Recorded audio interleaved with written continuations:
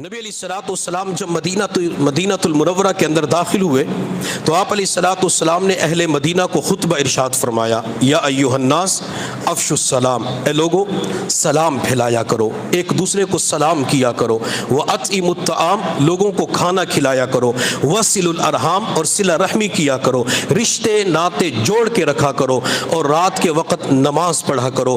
میرے پیغمبر نے پہلی جو 3 باتیں ارشاد فرمائی وہ معاشرت اور اخلاقیات سے تعلق رکھتی ہے، اور چوتھی بات عبادت سے تعلق رکھتی ہے۔ میرے پیغمبر نے اہل مدینہ کو بتلا دیا عبادات کا اہتمام بھی کرنا ہے، لیکن عبادات سے بڑھ کر اخلاقیات کو سیکھنا ہے، تم نے معاشرت کو سیکھنا ہے، تم نے لوگوں کے ساتھ خیر خواہی کرنی ہے، تم نے لوگوں کے ساتھ اچھا سلوک کرنا ہے۔ اگر تم یہ اخلاقیات کو سیکھ کر عمل کرو گے، معاشرت کے اوپر عمل کرو گے، اور اسی طرح عبادات کا اہتمام ہوگا، تو اللہ تعالیٰ تمہیں سلامتی کے ساتھ جنت کے اندر داخل فرما دیں گے۔ اس روایت کو بیان کرنے والے عبداللہ بن سلام رضی اللہ تعالی عنہ ہیں، جو یہودیوں کے بہت بڑے عالم تھے۔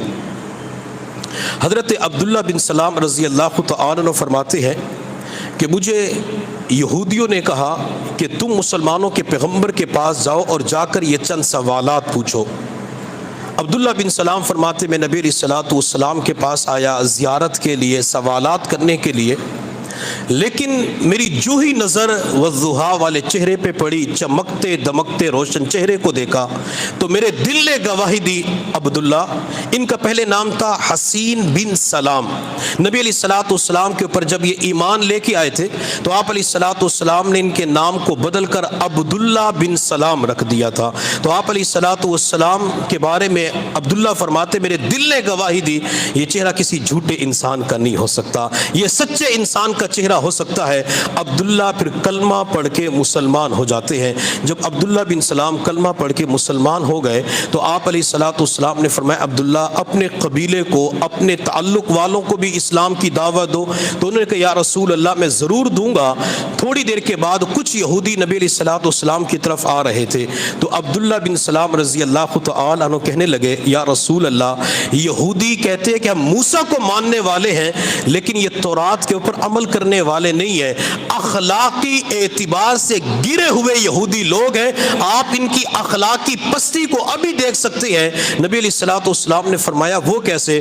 عبداللہ نے کہا یا رسول اللہ آپ ان یہودیوں کو اسلام کی دعوت دیں اور پھر اسلام قبول نہ کرے تو آپ میرا کہہ دینا، اگر عبداللہ یعنی حسین بن سلام قبول کر لے پھر تم ایمان لے آؤ گے تو اس وقت آپ کو اندازہ ہو جائے گا۔ عبداللہ بن سلام پردے کے پیچھے چھپ گئے۔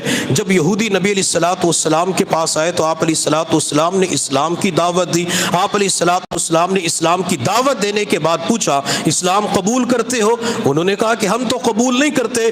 دنیا کے اندر سب سے ضدی قوم یہودیت والی ہے۔ جب نبی علیہ السلام کے سامنے انکار کیا تو آپ علیہ السلام نے فرمایا اگر تمہارا عالم حسین بن سلام ایمان قبول کر لو تو لے آؤ گے؟ تو کہنے لگے وہ ایمان قبول نہیں کر سکتا۔ تو آپ علیہ الصلوۃ والسلام نے فرمایا کہ تمہارے اندر کیسا انسان ہے؟